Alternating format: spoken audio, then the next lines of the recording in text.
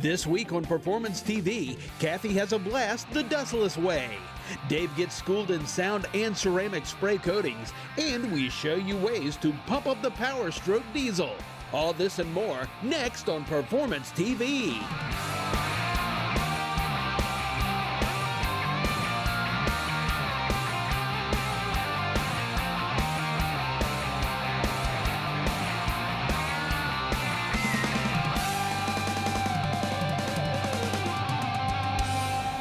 Thanks for joining us this week for another edition of Performance TV. Going to kick it right off with a little road trip with our friends at Dustless Blasting just outside of Houston, Texas. You know, I've had an opportunity to be here to see how these machines are made.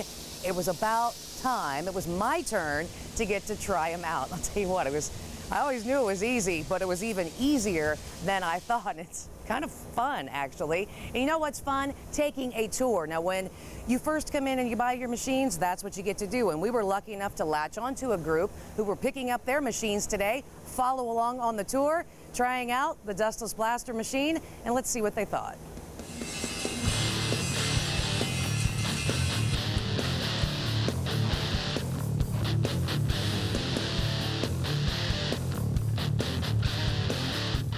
So we saw this on television, and we saw that it was a new innovative sandblasting machine.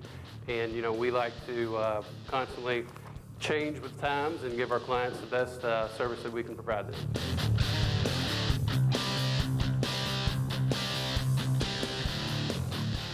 Mark, you're actually here today to pick up your brand new machine. Tell me about your experience so far today. Well, I've been watching the commercials and everything about this machine for a couple of years now. I've been doing my own truck restoration for about 6 years, and when I got to the paint and body stage, I said I wanted one of these machines to move to the next stage. We see a lot of need for that and other types of services that we can clean off and make look good as well.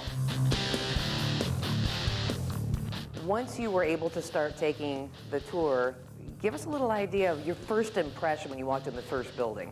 I was very impressed just with the organization and the cleanliness, believe it or not, of the place, and it's very organized. It was amazing. You know, it's amazing to see not only how it's made, but the quality that it's made with. Well, it was really neat seeing their operations. Very clean, very neat, very organized. It's just great to see the production, what they do and how they do it, and see the inside and the guts of the machinery.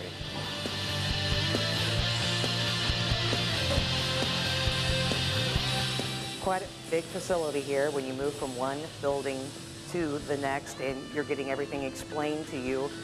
How did that make you feel as a customer to be able to take a tour like that? They sold me. I mean, it was, you know, they told us everything that we needed to know, and any questions we asked, they provided them, so.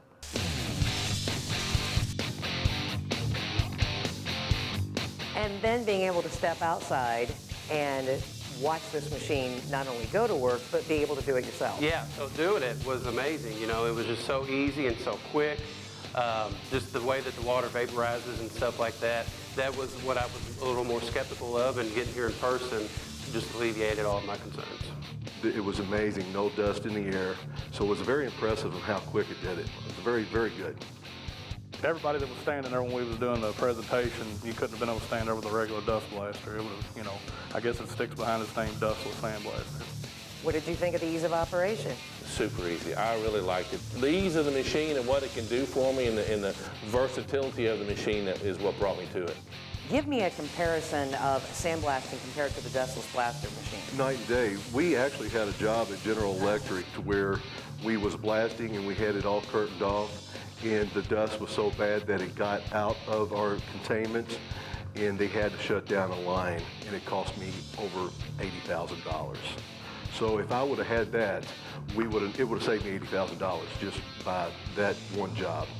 What would you say to someone who would be in the same type of business that you're in if they were considering making a change? In my position, I would hope their company would buy one as well, because it's going to save a lot of time and money. You guys have really been cranking out a lot of machines, and I'm sure that you are seeing a different variety of people come through for training. Absolutely. We get everybody from home remodelers to manufacturing industrial side, so it's a very wide range, definitely. Is it kind of fun for you to watch their face the first time they use the machine? It is, definitely. Everyone's always amazed. They're shocked, for one, of how quick it strips, things like that. Yeah, they've never really seen the process, a lot of them. The guys that come in from manufacturing side of things, being used to using gravity-fed machines, just blows them. Yeah, you can see as soon as they figure out that the machine works like a champ. Their eyes get big. They realize, man, what I've been doing this whole time. So yeah, it's definitely exciting. You know, it's really cool to hear from all of the new dustless blasting customers and how excited they are to put the machines to work. And you know what? Here's another one going out the door right now. It's going to be put to work very soon, but I got to get back to the studio. We'll have more of Performance TV right after this.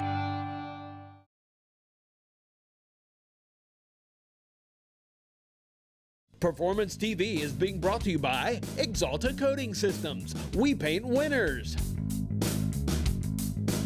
Z-Max, the one product for your engine, transmission, and fuel system.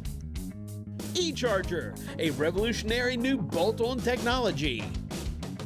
And by MRT Performance, for performance car parts and servicing. I build custom cars for a living.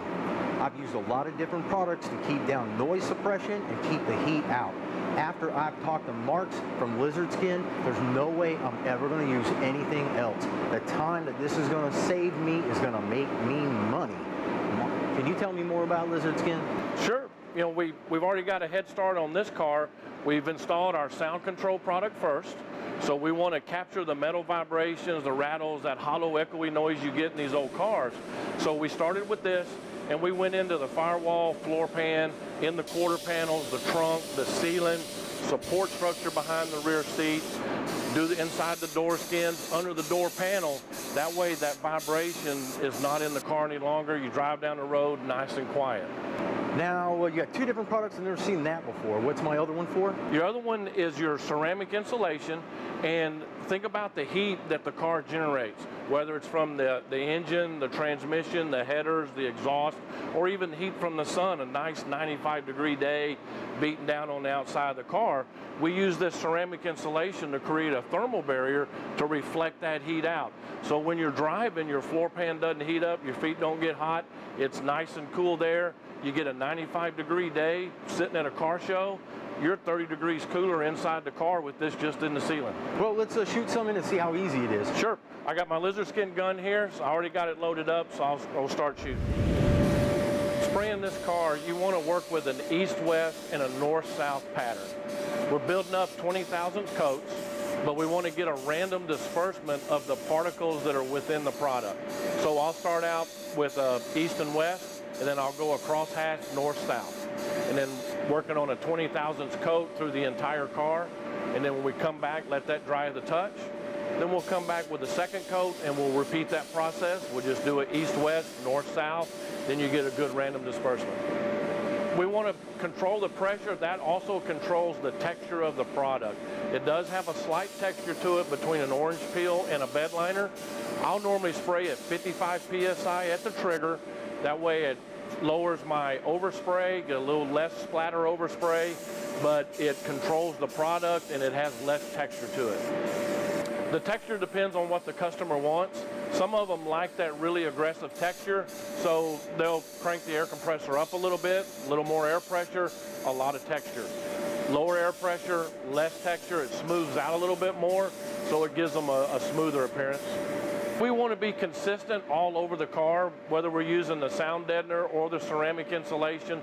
We're after that 40 thousandths total thickness, and we want that everywhere because sound or heat, they enter the car like water looking for a leak in a pipe. So you want to be consistent through the whole car, and we want to work to those 20,000 coats. Now, if I'm in a situation where I have a car with a big block engine with big headers, and I'm going to create a lot more heat, I can just go a third coat. I can put another 20 thousandths on there. They are performance-based coatings. We've had applications up to 100,000. So we can go thicker depending on the situation. So obviously easy. Very easy. You know, I got just the driver's side done right now. I need to jump over and get the passenger side done. But we want to lay the first coat down, and we'll let that dry to the touch, take about 30 minutes or so, and then we can go in with our second coat. we want to build it to about a 40,000 thickness. I see. You've got the gun, you've got a little gauge to test the thickness. I mean, it's complete. It's a complete DIY kit. Along with your gun, we also have a 90-degree nozzle so we can get into hard-to-get-to areas. We do have the wet mill gauge. We got the stirring paddle, complete instructions from prep to cleanup. So it's all in there. It's a very easy project to knock out on a weekend. We've only touched the tip of the iceberg on all the information that you can get on Lizard Skin. You have to go to their website and see the rest of the information. We're going to be back with more Performance TV right after this. Don't go anywhere.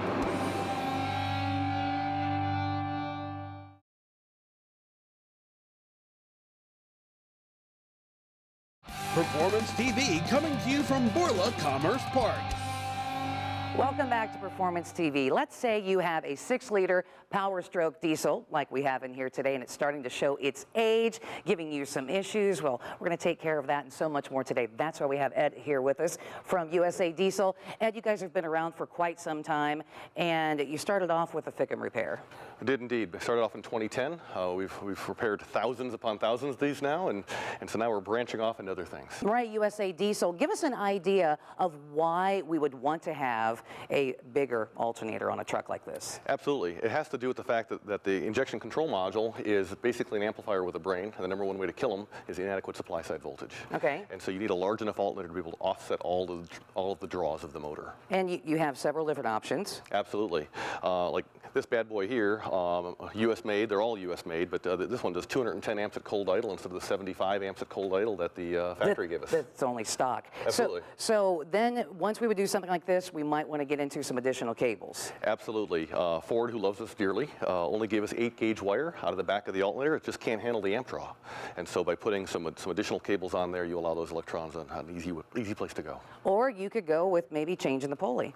Absolutely. So if you go with a small diameter pulley, you're forced. You have to do something with the cabling. If you go with a larger diameter pulley, you can get by with just the stock wiring, but it's kind of like putting bicycle tires on a Ferrari. Well, you know, as I take a look at all this, and we're right where you guys started with the Fickum repair, which is the fuel injection control module, all kinds of problems that can come up. I mean, there's a lot of stuff going in here. For an example, here's someone who just totally burned up one of the boards in here, and you really just wouldn't want to replace that one board. No, exactly. You might look at this and say, there's your problem, and so you run off to the auto parts store maybe and buy just the replacement of that board, and then you look carefully, and it might be that the other board, because these puppies mate together, or it might be that it's damaged, but you can't even tell that it's damaged. So you go spend a couple $100 on a solution only to put it back together and find out you still have the same problem. Right, and a lot of times this may look just fine, but if you would have been monitoring your system, you would have known that there's an issue coming. Absolutely. It's all about additional auxiliary gauges. So Ford, they just didn't take care of us too well, and so ideally you would have an extra way to monitor what's going on under hood, and you would be able to see, hey, my Fickum voltage, for example, is dropping below that 45 volts that Ford requires. Yeah, you're down to 40 and you're causing an issue. Absolutely. Another thing is that when people go to change these out or whatever, because they've been in your truck, say, for 10 years or whatever, plastic becomes brittle after a while. And give us an idea of some things and how we would want to uninstall and reinstall our Fickum. Absolutely. Well, certainly what we wouldn't want to have happen is what happened, here. We've got a situation where someone decided that they were an 800-pound gorilla, and they just got in here with some channel locks and said, I'll get it that way. So what you want to do, because this is mounted upside down, right? And so what you want to do is you want to, from here, you want to squeeze the plugs in tighter. Okay. And then from underneath, squeeze as hard as you can, right? To pull those apart? To pull these apart. And so this comes off, and that way everything's good. You're not using any tools, you're just using your fingers. And as long as you do that, life is good. If, however, you break something, we can hook you up with different plugs with wires hanging out, whatever you want to get you going up again. It's just effort. Well, you know what? I think I would just want to just call you guys up and say, hey, I just want a new one, and I don't want to have to worry about all that stuff, which is what we're going to have Dave do, because the Fickum is having a problem in the truck that we have in here today. And why don't we see if Dave can get one installed. That sounds sweet. Now, I understand that electrical is intimidating, but with Ed's advice, this is easy. If I have any other questions, I can call the tech center, and I can watch their very informative video. Now, I've got my one plug, and I got it in there. I got to make sure that I get it in good, because if I don't, I'm not going to get a good connection, and I'm going to have a running problem. Okay, I got my second plug. I'm listening for my click. All right, I got my third plug, and I'm good. Now, I'm just gonna go ahead and bolt this down for now.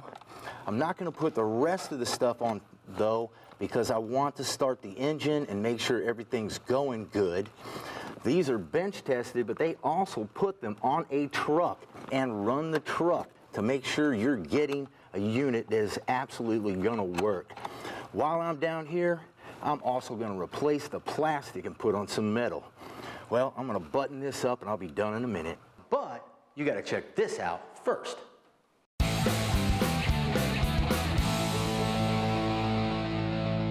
Welcome to this week's Clamp Tight Close-Up.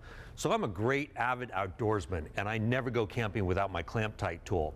You can do so many things when you're out in the wilderness. You can repair an axe handle if your hatchet breaks and you need to splice it back together. If you have a rope and you want to create a loop, it's a perfect tool for that. You can see how tight this is. If you want to tension an emergency structure, that's something that you can also do, or putting logs together for an emergency teepee. Nikki from Clamp Tight is going to show us how this works. Nikki, can you give me a quick demo? Absolutely. What you're going to do is you just take your wire, bring your ends together, make a loop. Feed the ends through the loop, pull it tight. You're going to go around one more time, right up through the center of the first one, just like so. Now we're going to open these up, and then we're going to take the tool. Just take the tool, push it right up underneath of that loop, wrap it up and around each of the pegs, twist together like a bread tie. Notch at the bottom of the tool, throw the loop right into that and start turning. Wow, that's really simple and easy to use. It's great, and it's giving you a nice 360-degree seal. It's giving it all the way around even tension. So when you're ready to close it off, you simply just flip it over, that locks it in place, loosen it, pull the tool away, take your cutters, cut about 1/4 of an inch or so, bend those tabs down, got yourself a nice clamp. You know, this tool is incredibly versatile. You can use it on so many different things. You're only limited by your own imagination. For more information or to look at how-to videos, go to clamptighttools.com. Man, those tips that you gave us really helped out a lot on changing that FICM out. You know, as we look at all of this stuff here, everything is made in the USA. It is indeed, and I think the big takeaway is that these modules, they don't die of their own volition. They're always killed by either a dead alternator or weak batteries. So folks just proactively take care of that stuff. They'll avoid this problem altogether. Right, and they may not have a FICM problem, but what they need to do is give you guys a call. You can help them better diagnose whatever problem that they may be having. And go to their website at usadiesel.com for all of this and so much more. Hey, we've got a whole lot more of Performance TV. Stick around.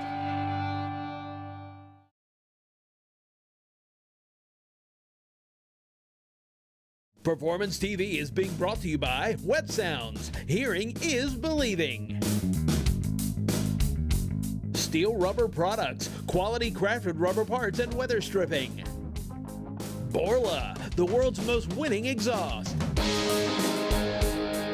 And by Dustless Blasting. It's the future of surface preparation.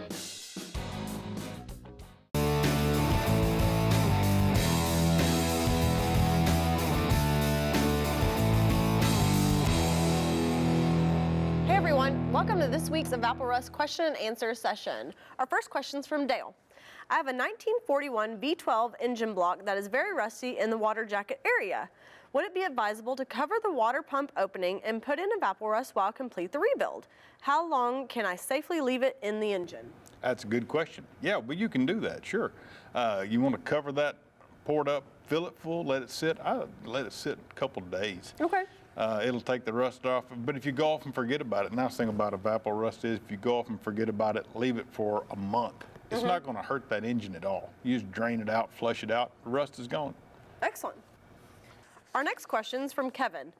I have a 2-inch receiver trailer hitch with the ball mount badly rusted into the hitch. Will your product be able to pull them apart? Oh yeah, Evaporust pulls things apart. Let's go over to the workshop and let me show it to you. Parts that are stuck together cause a lot of problems. So They can. Evaporust does a real good job. These are some that we've done, and they've soaked overnight, and they were solid rust. And I'll show you now. We did pull them apart with a wrench, but you can see the rust just pouring out of it. Yeah. Look at that. You can see there's still rust underneath, but now another good soaking, and they'll get right in there and take all that out. And Oh, we'll just yeah. rinse them with water, and you can just see the rust. Oh, you can see it coming off. Yeah, just pours out of it. Then you take the 2 pieces and soak them back in there. Here's another one. You see how incredibly rusty they were, but now they just thread right off. In fact, that washer you can see was up against it, and this side's rusty, but this side is clean. We just penetrated in there and got in all the nooks and crannies for you. That's what it does. Didn't have to do any scrubbing or anything like that. It just does all the work for you. Exactly. You still see the rust. Anyway. If you have any other questions, please visit our website.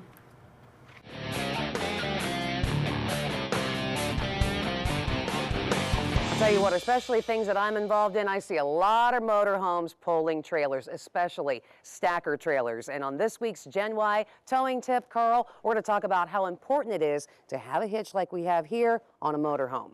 Well, yes, it is very important, probably more so than on a regular pickup, because a motorhome gets a lot more tail whip in the back here because of the axle placement on the rear end of the motorhome. Yeah, especially if it's not a dual rear wheel, and it's for making the people inside comfortable, not for what you're towing back here. Definitely, yeah. I mean, we're going to have them available for pretty much any type of motorhome. And of course, with the torsion, how does this work? Actually, it's built in right here, and basically it rides on rubber every direction, and there's actually a suspension in here. So say you hit a bump with the motorhome, your trailer stays level. It doesn't bounce back here. And then if you're up front driving, you can really feel that. Okay, so we're talking about all kinds of pluses here. It's going to be so much better to drive. You're going to wonder if the trailer's still back there because it's so good. It's going to help your contents in the trailer stay more secure and not be bouncing around. And what is that going to mean? It's going to be a whole lot safer also going down the road. Find out what Gen Y Hitch has to offer for you and your towing needs. Just go to their website, genyhitch.com. Well, that's all we have time for this week. Hey, if you have a product that you would like to have featured on television, just contact Jeff at masterstv.com, and we'll have so much more again next week on Performance TV.